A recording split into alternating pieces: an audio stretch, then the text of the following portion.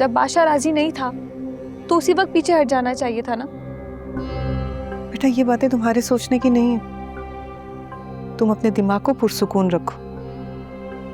दिमाग सुकून में रहेगा तो समझदारी से काम ले सकोगे। मोमिल बेटा, इसे खाना खिला देना। और हाँ, नींद की गोलियां पड़ी, याद से इसे खिला देना।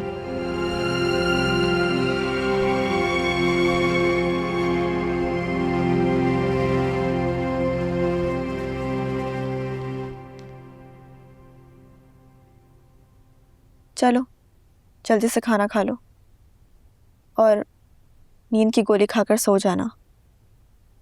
मेरा फोन कहाँ है? अब क्या जरूरत है उसे फोन करने की? कम से कम तब तक जब तक वो तुमसे माफी नहीं मांग लेता। मेरा क्या होगा? क्या होना है? या शादी होगी या फिर नहीं। अल्लाह ना करे। तुम्हें बताए, मुझे अपने खानदान की सारी कुंवारी बूढ़ियों से डर लगता है। क्यों? अभी तो तुम कह रही थी कि जब वो राजी नहीं था तो पीछे हट जाना चाहिए था। तो मैं ऐसे कह रही थी, दिल में तो मैं बहुत खुश थी। मैंने वो सारी फिल्में और ड्रामे देख रखे हैं जिसमें शौहर पहले राजी नहीं होता लेकिन फिर किसी तरह बीवी से मोहब्बत कर लेता है। लेकिन इसने तो मुझे मौका ही नहीं दिया।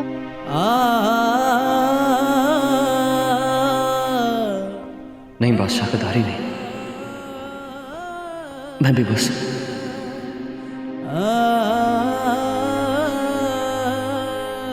नहीं है कोई वहां। अच्छा आप जिद कर रहे हैं तो मैं देख के आता हूं। मैं देखता हूँ, मैं कुछ पे यकीन नहीं है आपको, मैंने कहा मैं देख के आता हूं।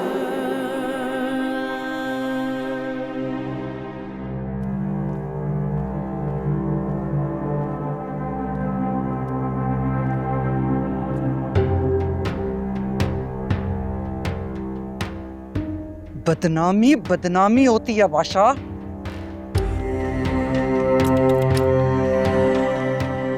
मैं तो समझती थी सिर्फ बेटियां सर झुका सकती हैं। मुझे क्या पता था अगर किस्मत में सर का झुकना लिखा हो तो बेटे भी ये काम बहुत अच्छी तरह कर सकते हैं। जब सब कुछ अच्छे से चल रहा था, मेहंदी लग रही थी, सब खुश थे, फिर यकायक ऐसा क्या तूफान आया कि सब तहस नहस करके रख दिया। कर रहा था ना मैं शादी, रो रो के माना लेकिन मान गया। कर रहा था ना शादी, ये सोच के कर रहा था कि वो मुझे आइंदा नहीं मिलेगी। लेकिन आप दोनों को शायद नजर नहीं आ रहा कि किस्मत हमारे लिए कुछ और तय करके बैठी है।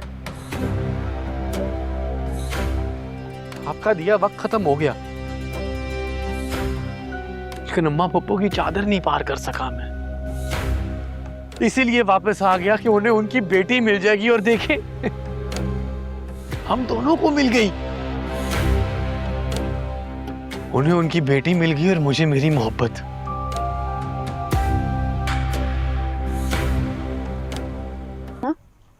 कि मुर्दे जिंदा हो जाए। हाँ, और ऐसा भी कहानियों में होता है कि इतने सालों बिछड़े हुए लोग मिल जाएं, लेकिन कहानी के हर किरदार के साथ मुआवजा नहीं होता।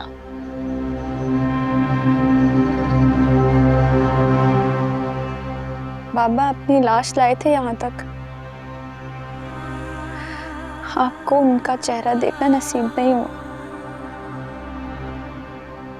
बाबा ने क्यों नहीं बताया मुझे कि आप यहाँ इस घर में रहती?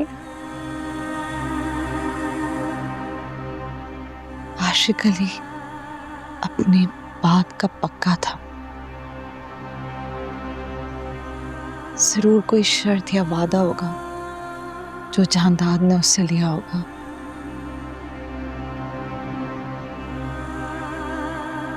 वो इतने जालिम क्यों है अम्मा? खानदान का बड़ा है ना, इसलिए रस्में निभाकर मोतबर बनना चाहता है। अम्मा, मैं यहाँ नहीं रहना चाहती। गुलाम मुझसे और मैं उससे बहुत मोहब्बत करते हैं।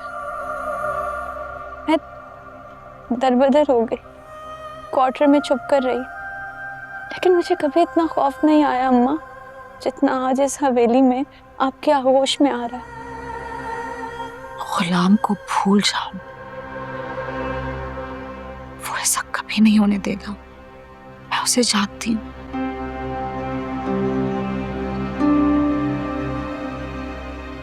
वो तुम्हारी मोहब्बत में बदल चुका है। मैं कैसे भूल गई? क्या आप भी तो इसी हवेली की हैं? जिस औरत ने मेरे बाप से अलग होने के बाद अपनी पूरी जिंदगी कैद में काट दी, वो मुझे मेरी मोहब्बत तक कैसे पहुंचाएंगी?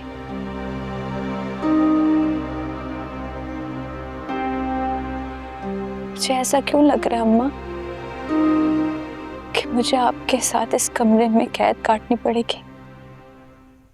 अम्मा फुप्पो नहीं हूं मैं।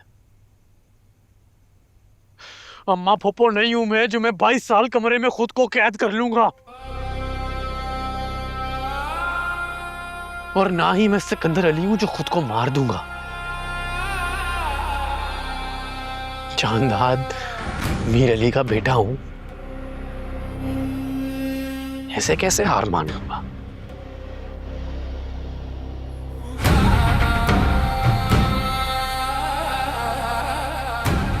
भरे जमाने को छोड़कर एक लड़की से इश्क हुआ मुझे, और वो भी निकली आशिक अली की बेटी।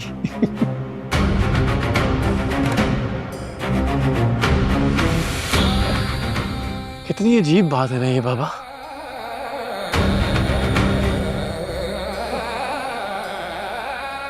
जिस लड़की का नामो निशान मिटाने की इतनी कोशिश की गई कि वो घूम फिर के वापस इधर ही आ खड़ी हुई।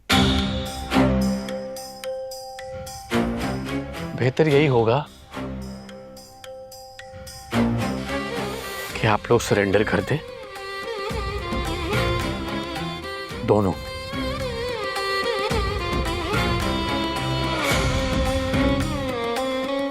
और मेरी शादी कराते सुंदरी से। और खानदान, उसका क्या?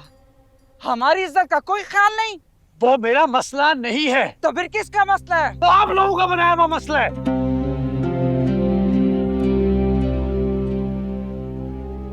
इस खानदान की रिवायात मेरा मसला नहीं है, मैं नहीं मानता हूं उन्हें।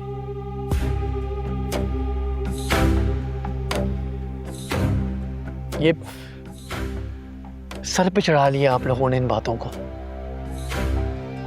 मेरे लिए इंपॉर्टेंट नहीं है ये खानदान की रिवायात, ये पुराने तौर तरीके। क्या गुनाह किया था अम्मा पप्पो ने? क्या गुनाह किया था? प्यार किया था तो क्या हुआ? किसी से प्यार हुआ, उससे निकाह कर लिया, इसमें क्या गुनाह है? और जो आपने किया, जबरदस्ती उनका तलाक कराया, वो गुनाह नहीं है? वो नजर नहीं आया?